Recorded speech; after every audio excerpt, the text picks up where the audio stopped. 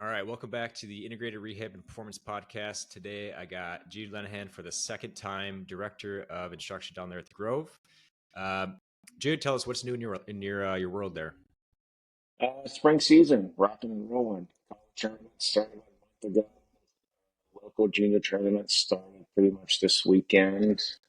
Korn Ferry's rolling. Big swing of the PGA Tour, so it's a busy time of year for golf.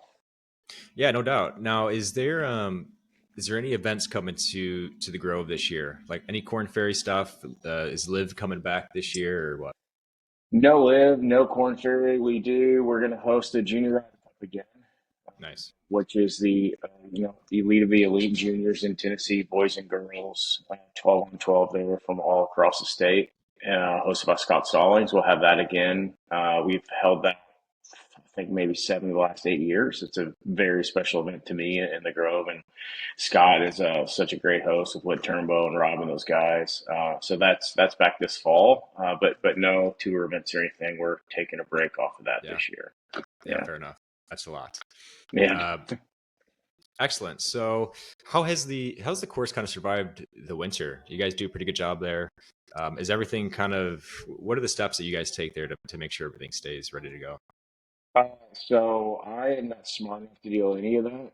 So luckily, there are people that are smarter and work harder than me. Scott Cole is a the team, but they double cover greens, which some people don't do, but I highly recommend if you have Bermuda greens because the low temps and they get so cold with the frost and everything. But they actually double cover greens and they'll put hay in between the two covers. Mm, And then when they can, they pull the covers off, they water and make sure the grass is happy. But hopefully we'll see that zoysia start to pop green and maybe 2 or 3 weeks from now. Hopefully by Easter Masters-ish, it's pretty green. yeah. Yeah, they do a great job. The Grove is always one of the best courses in the state of Tennessee. In my opinion. Yeah, fair enough. Seems Mhm. like they go to the lengths there. What Yeah. um what have you noticed, at least for 2025 coming up here?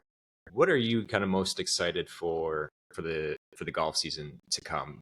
Personally, local stuff you'd kind of already mentioned that Junior Ryder Cup, and then just worldwide golf. What are you excited for 2025 golf world? Well, I'm always excited for golf because I'm addicted, right? I'm obsessed with this game. Personally, I'm excited. I'm trying to become more accessible to my students when they leave Middle Tennessee and go to college across the country. I'll have them in California, Nevada, Texas, all the way up to kind of New York and Rhode Island up there, down to Florida. So I'm excited to kind of become more accessible for them via different platforms I'm rolling out, potentially a podcast, FaceTiming on Mondays, kind of the jail golf office hours that I'm doing. So I'm excited to kind of build my touch and my contact with these kids because it's so easy when they go away and they think that I'm busy and I think that they're busy and we lose contact. And then by the time they reach out, it's some small problem that they had that's turned into kind of a minor to major problem is what they feel. So just trying to stay in contact with these kids and these tour players when they're traveling across the U.S. And so I'm really excited about that. And then golf, hopefully the PGA and the LIV merge, right? Hopefully we figure out a way to get Rahm and Neiman and Hatton and Brooks and those guys back to playing on the PGA Tour. Bryson, I don't think I read that he did not re-sign his deal uh, for LIV and left a lot of money on the table. And now I don't know if that's true. That's just something that I've read. I didn't really fact check that. So hopefully they figure out a way to get that done so we can merge those tours and get some of those better players that we miss playing in U.S. events again. Yeah, no doubt. It'd be nice to see some of those guys playing more often, um, especially when we have events down there at the Grove that we could get Hmm. everyone involved next time. Yeah, that'd be great. Now, last time we had you on the podcast, we talked a little bit about different injuries that you're seeing down there at Grove. Talked to a lot of pros in the area, and obviously low back pain comes up a lot. And I want to touch on that a little bit, but you had also mentioned you were the first ones to mention that kind of classic golfer's elbow, or at least just wrist and elbow pain, Hmm. essentially. You had mentioned a lot of members having some at home, simulators, turf. hitting in the garage with concrete underneath. Are you seeing the same thing this year coming back as you start getting some more of your members coming in for lessons that have been hitting more at home? I'm seeing the same thing. And the stronger they are, if they're, juniors with higher speed, they even have some wrist injuries Right. because of it. I think that's directly correlated to the turf and the lack of, foam and padding underneath if it's just sitting on a garage floor or what have you. But that's always going to be a thing, especially when you look at Middle Tennessee, how wet or cold the last, 60 days have been. Mm, And, these juniors and college kids that are getting ready for college, they know they can't take a day off, if right. you will. So they're constantly hitting, as I think they should. But we have to find a better way to balance that out and maybe not hit as many shots. These kids they'll just bang, bang, bang, bang balls, especially because it's coming right back into your net. But if you look at the players that are on TV and are making a living, or the PGA Tour, you guys, and you're watching them on the range, they're maybe hitting a ball a minute. They're going through the process. It's very slow and methodical. So we're just trying to educate them on how not to be injured, because it's hard to tell these members, hey, don't hit in the simulator that you just built in this custom simulator in this beautiful home. Don't hit it as much. But there's just ways to go about it, and then connecting them with you if they do feel a little pain in the beginning, instead of just kind of being a man and toughing it out and pushing through, because it's that pain is a sign. So we need to go to someone like yourself to get that taken care of, so it doesn't get worse and inflamed and all that stuff. Yeah. Last time you had mentioned even shutting some kids down for 4 or 5 months, at the Hmm. worst of it. And yeah, when it comes to tendons, it's the early phase is important. Hmm. Um, but now you had mentioned hitting off mats or kind of getting back into it. So even when we get back onto grass, for people that haven't been hitting, they just kind of took the few months off. Even then, going back and hitting off grass, and I experienced similar things where yesterday I was, it's March, it's time to get back into it for me. Um, Hmm. and I typically get this thing where I get my left QL, which is very common for a lot of golfers, that left kind of low back side. And then same thing with wrist and elbows, where when it comes down to it, you can be as prepared as you can, but it's a volume game at this point. And if you're Hmm. going from little to nothing to a whole lot quickly, you just have to be smart about that ramp up, right? Exactly. And then even if you're continuing to hit balls constantly, consistently, um, changing it's almost like it's almost like shin splints for the elbow. Hmm. So as a hockey player, going from hockey season to lacrosse season, where you're skating for 8 months in a row, and then you're going back to running in cleats on the hard ground or on the grass, shin splints every single time, right? And you see that, Yeah. even basketball players going, just changing what you're hitting off of for golfers versus what you're running on for field athletes, Hmm. and you get these stress injuries like shin splints. And it's the same thing in the elbow. You're hitting off grass, and then you change the platform, and now you're hitting off a mat with concrete underneath it. You're going to get that same idea, but now it's here in the elbow. So Hmm. uh, you just got to be careful about the way you ramp things up and when you switch surfaces like that. Um, but beyond that, are you noticing more? Is it the lead wrist, lead elbow, trail wrist, trail elbow? Do you know which one that you're starting to see more? I would go with trail elbow, and I would actually go both wrists depending on the player, Interesting. right? Like the stronger guys who have a little bit more lead flexion, Mm-hmm. if you walk down a high level, in any college tournament, right? If you walk down the range, you're going to see the wrists are tipped. There's going to be probably 10 out of 92-person field, but it's guys, it's sometimes the left wrist because they're a little stronger, more flexion. They got a little more ulnar right there. A lot of the girls, usually their right wrist. Now, that's maybe a strength problem. They also tend to get a lot more external and have a lot more wrist action at the top of their swing, trying to load those wrists and generate more speed. Mm-hmm. Um, but yeah, I would say it just depends on the player. But on the elbow, it's usually the right elbow. Gotcha. Trail. Now, did you notice inside the edge of the elbow, or is it more on the outside? Uh, Golfers It's or more, tennis? yeah, it's more golfers Okay, for sure. good. Well, and a lot of these are, dual sport athletes, Mhm. especially the members, and it's less tennis, more pickleball now, but it's still Yeah, so you'll have, they just never stop, and they work, and then they play their sport or their hobby, and they don't really have time to rest or train appropriately. Right? right. So I will see both of them, but mostly golfer's elbow, and I really think it's from the, so Yeah, no doubt. yeah.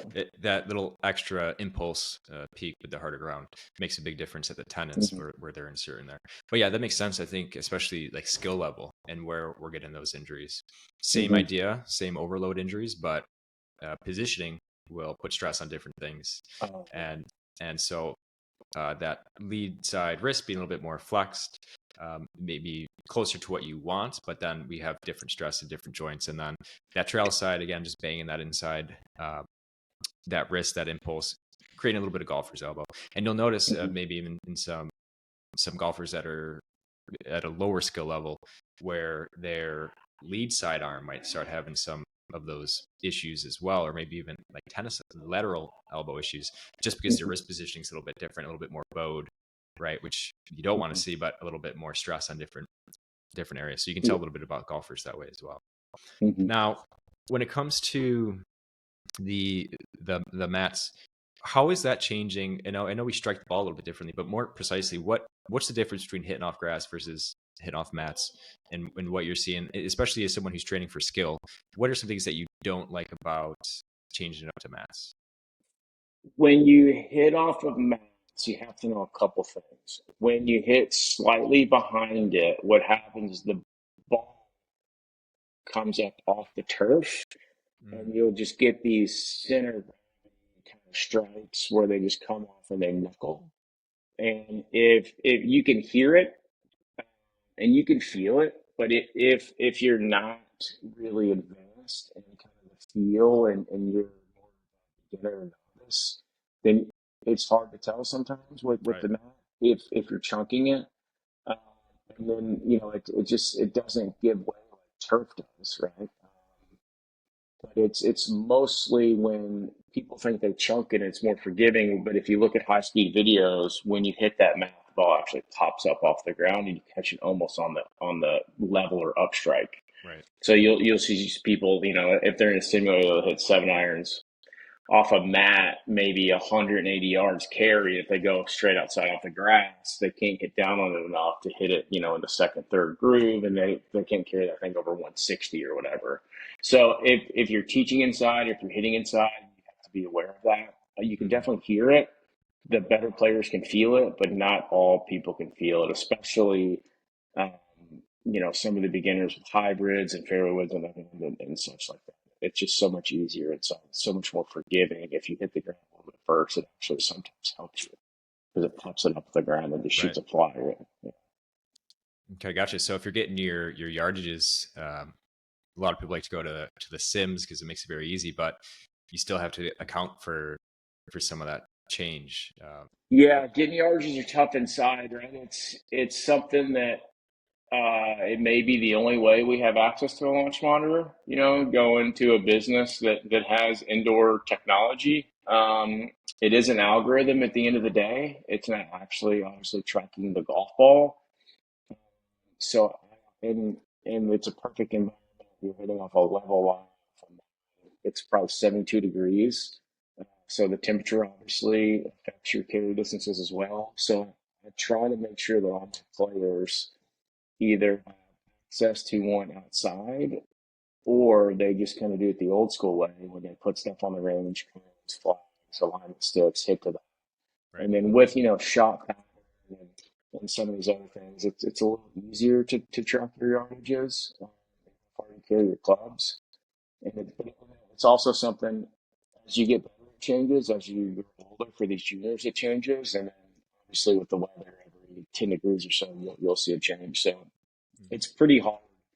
It's very, it's a very overlooked thing. People think that you should know your yardages. Well, Yeah, but it's always changing, and if your center of strike is compromised, and you're going to have a nice spread of yardages. Like it could go this and it may go that, and then a lot of your clubs are going to overlap, and that's fine until you get to a certain level where you're a little bit more consistent on your strike. And but it's always, if you can, it's very hard if you can try to get your other side. Yeah, no doubt. Yeah, Yeah. Well, good that your students have access to that yeah. opportunity. Well, good. So wrist, we learned a lot about the wrist. I wanted to ask you one last question about them. You had mentioned in our previous podcast that you'll notice some different things happening at the wrist in different players. You had kind of mentioned Scotty versus Xander, things like Hmm. that. Explain that a little bit more. What's the variability that you might see in the wrist that could be, give you good performance? And then what are the stuff that you just can't have? So what are some of these variations you might see at the wrist?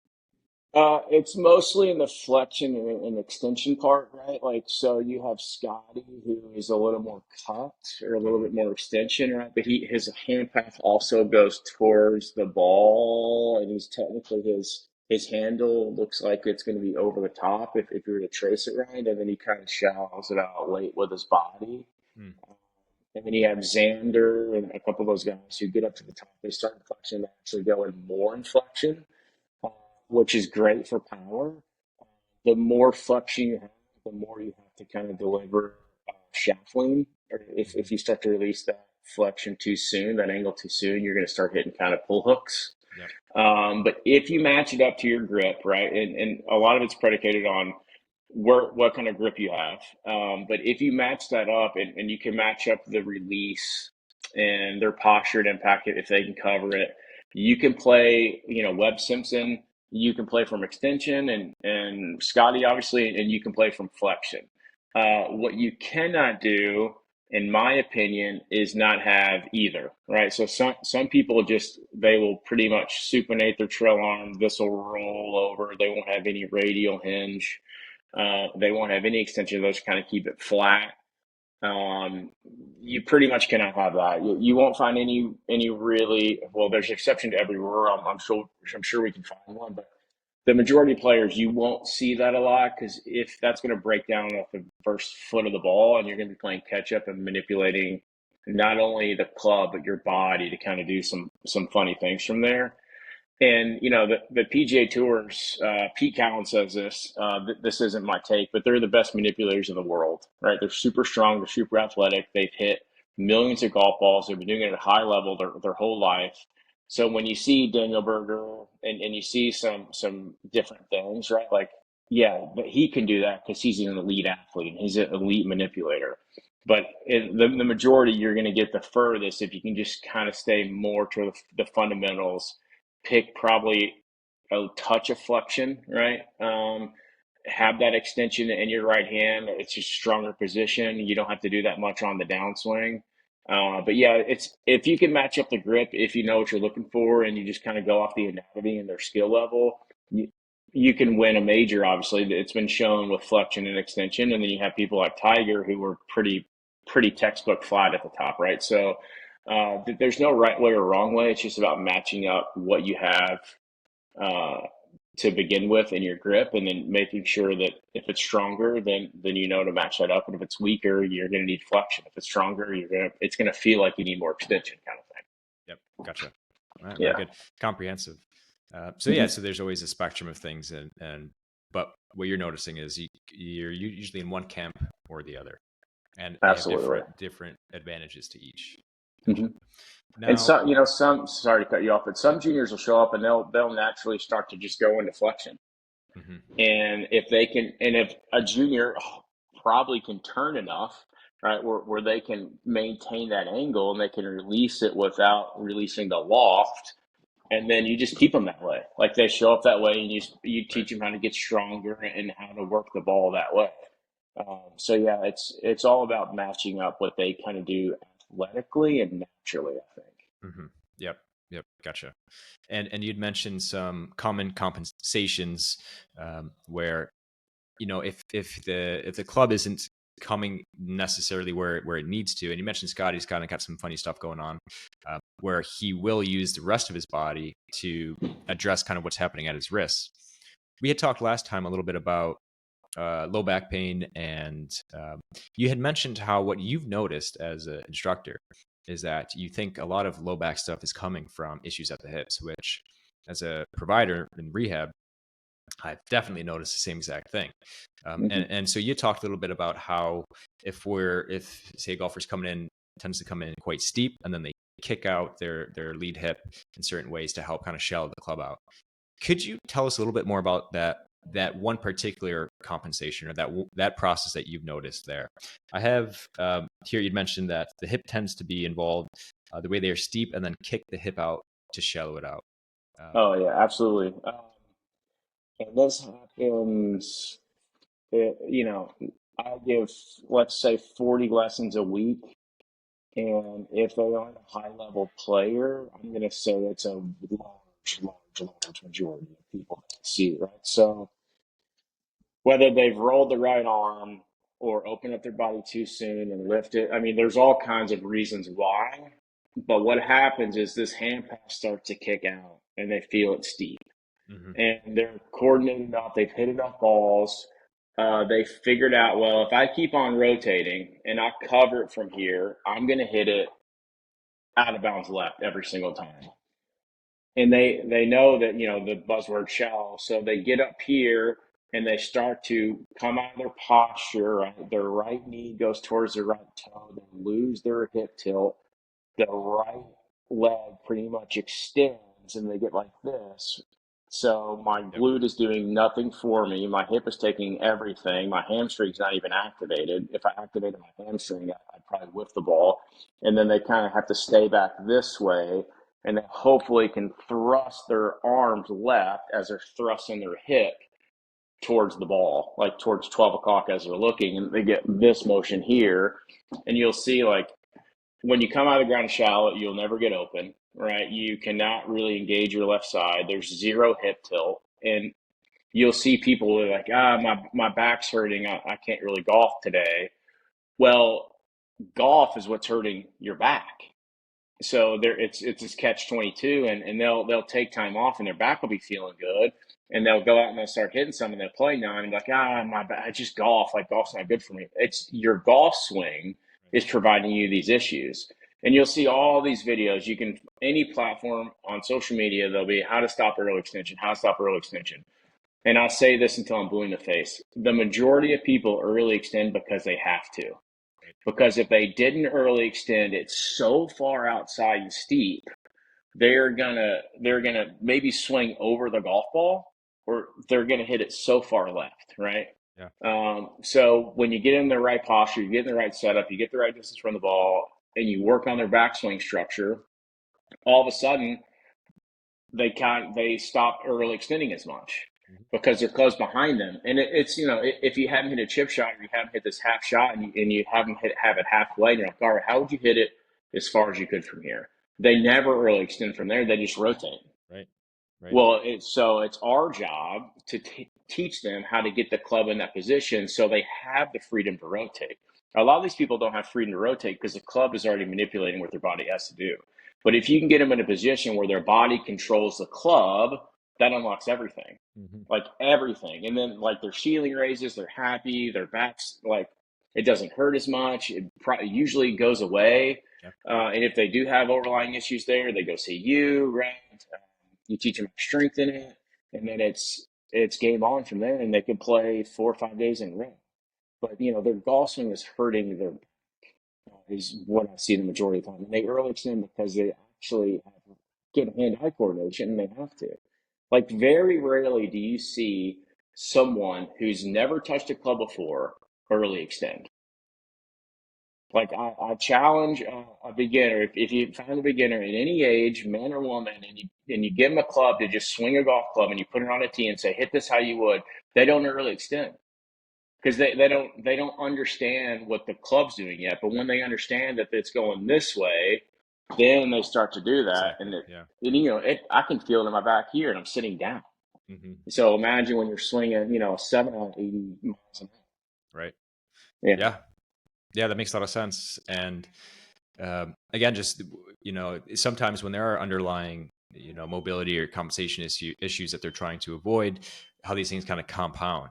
And so, yeah, most of it is a swing, a sequencing issue, and the fact that the more athletic they are, maybe the more they can get away with it until their Oh, low back absolutely. says, gives up. So it's almost unfortunate in that way, where maybe the more natural talent you have, uh, the longer you will groove these patterns, and then eventually that pain, discomfort, and that low back starts to catch up to.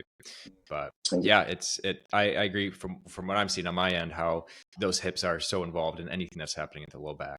Mhm. Whether we need to improve T-spine rotation first, or typically it's going to be that hip rotation more Mhm. often than not, internal rotation. But yeah, and then Yeah. How many TPI screenings do you give where they don't shake during the glute bridge test, right? right. And, like if they go in pelvic tilt test, like they haven't Mhm. shake, like it's there. There's a lot of mobility and strength problems there. You know, not every. I don't. You have to answer this question, but if 10 people come in and have a TPI screening, how many of them actually have like a strong enough core, to play the game? But they're always going to early extend a little bit when that happens, and there are PGA Tour players to do that. But to the extent where it like snaps up that trail side and you Right. feel that up your leg, that's a lot of swing issues causing that. Yeah, and it's what I see a lot is almost the pelvis and hips are just a cinder block. They're kind of connected. They don't move Mhm. independent of each other. And then yeah, same thing with that glute test, where we see one of two things. It's either the hamstrings doing their thing, or it's the low back that's starting to fire up first. We can almost sometimes recreate their pain and discomfort in that test, where they just almost immediately get that aching in the low back, because Mhm. the low back, the paraspinal muscles there have become kind of the king for the pelvis, where they take over immediately, and you get that aching, overuse, discomfort there in that low back. And yeah, it comes from, again, glutes just not doing their thing, not teaching the hips to start moving independently of the pelvis, and instead, when those two things start moving together, then hips just shoot forward. They don't rotate. So yeah, plenty of little tiny things to take a look at. It's very rare to have someone that is at least 30 degrees of hip internal rotation, though it does happen. But more times than not, I have people under 10 degrees than I do having approaching 30 degrees. It's Uh, incredible. it is a rarity, and just to see how much force needs to go into that hip in that motion, and to not have any access to it. Um, the compensations are endless, right? Mhm. But yeah, overall, I'd say getting someone to you who can address the swing and understands the swing in that way too, in terms of actually pain and what's happening there, and their low back tolerance to the swing that they're trying to create, is very helpful as well. Mhm. Just to have something like that. So what is kind of the first thing? I know there's a lot of variables, but what's the first thing that you would look to do with someone who's swinging like that? You said kind of the backswing, ball positioning, the setup. Yeah, it's normally the shaft is pitched too flat swing, right? So it gets behind them, so they have to go this way for power early, Right. or it's here and they start to rotate because we've all been told to rotate. And as we rotate, it kicks, kicks, kicks, kicks, kicks.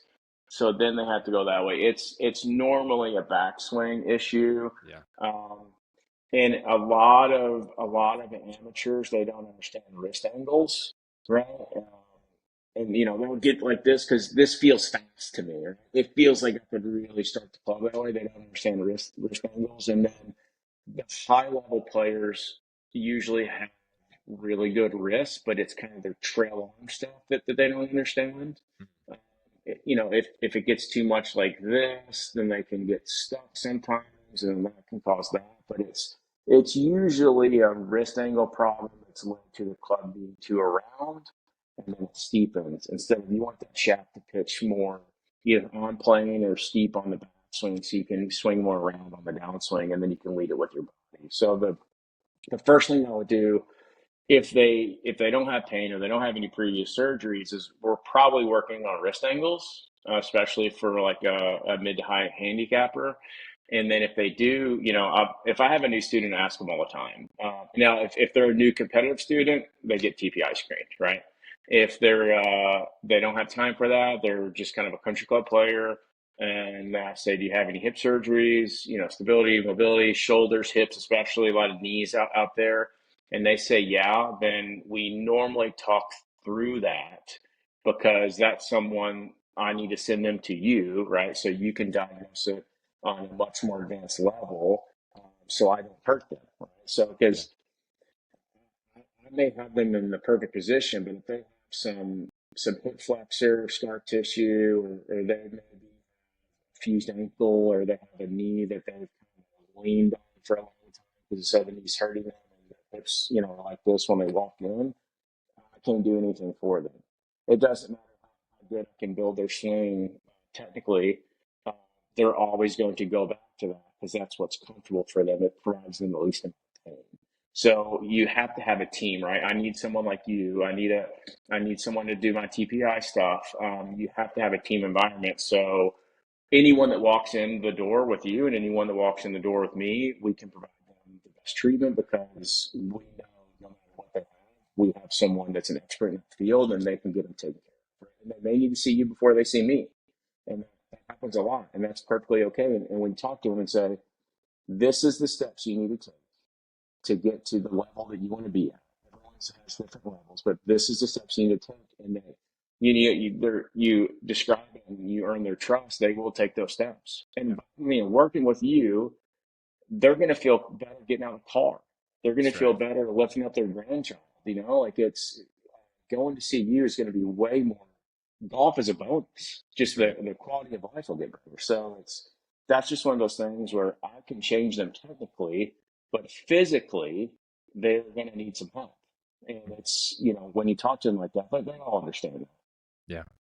Yeah. It's um, first and foremost of any treatment plan is just making them a better mover, right? Um, it has to be the basis of anything, and then we can integrate those more golf specific things. We get to look at the golf specific stuff in the exam just to make sure that those are part of the backbone of any plan.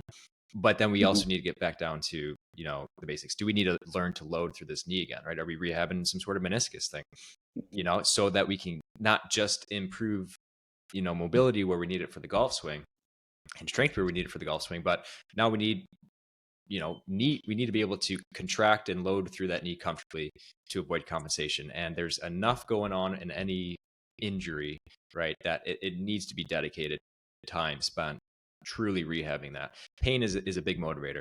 And if you don't think people or their brain or their nervous system in the fraction of a second that is the golf swing will avoid painful injuries and not put force into those Oh previously injured areas without them even knowing it, they will. The nervous yeah. system will protect that knee when it's had sharp shooting pain into that knee before. It's very powerful, right? And so you need to go through the process to uh, get them comfortable in those positions, get their brain comfortable in those positions, get their brain used to providing force in that position and a lot of force very quickly, and then start incorporating the complexity, which is a golf swing, right?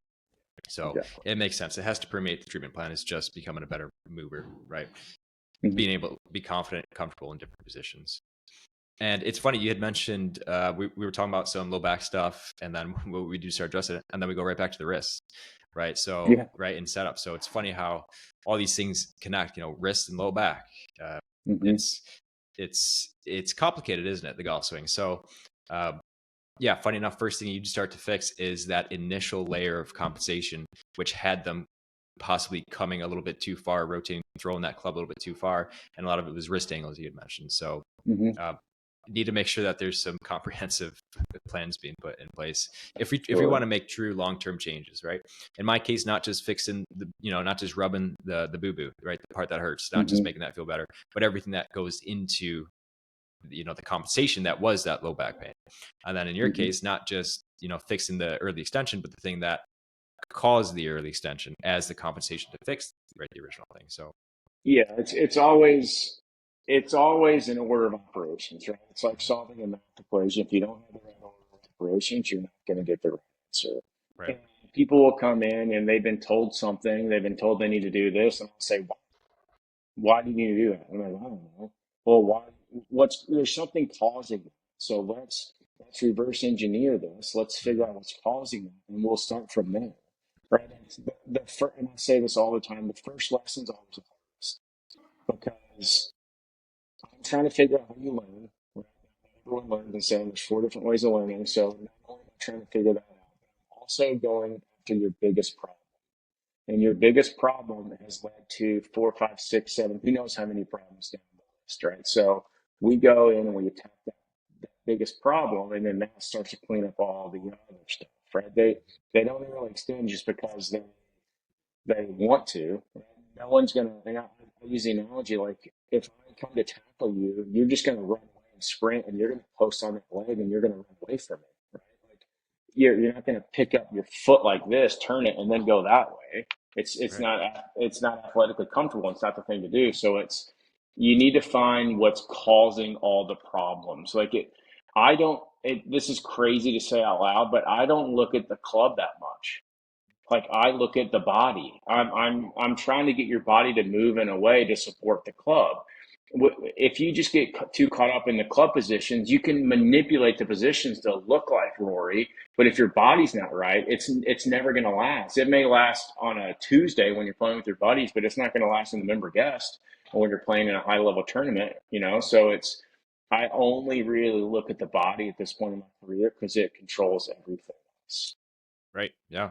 And you'd mentioned last podcast too, Yeah. how that's kind of what you like to do so that when the pressure's on, they know what to think about. Then, when it comes to more Mm-hmm. central, what their trunk is up to, and that let everything kind of come down the chain to impact. And I like that a Mm-hmm. lot. It makes a lot of sense. Well, good. Anything else that you're noticing from members down there in terms of mobility findings? Is there any big thing that keeps popping up for you? I know when I get people on the table, a lot of times it's the hips and of course some classic T-spine rotation stuff. But just from when you're watching swings, what is one thing where you're like, we have a big, this tends to keep popping up for me. Uh, it's always the hips. Yeah. A lot of people walk in with the right tilts and the right Mm, internal and external in their hips. Some of the better players will have some T spine stuff that you can open up, right? And you can sure. talk about how the spine extends and how to really maximize your turn and your load. But very rarely, especially like a country club, weekend warrior, for lack of a better term, where they work so hard, they have the family life, and then when Saturday, Sunday comes rolling around, they go straight to the range. They just warm up, right? And the warm up is just until they can hit the middle of the face and they think they're ready. They like, and I'm included. Like my hips do not move as efficiently and powerful as I need them to. But yeah, it's a lot of hip stuff. Yep. No doubt. Yep. We're both seeing the same thing. Yeah.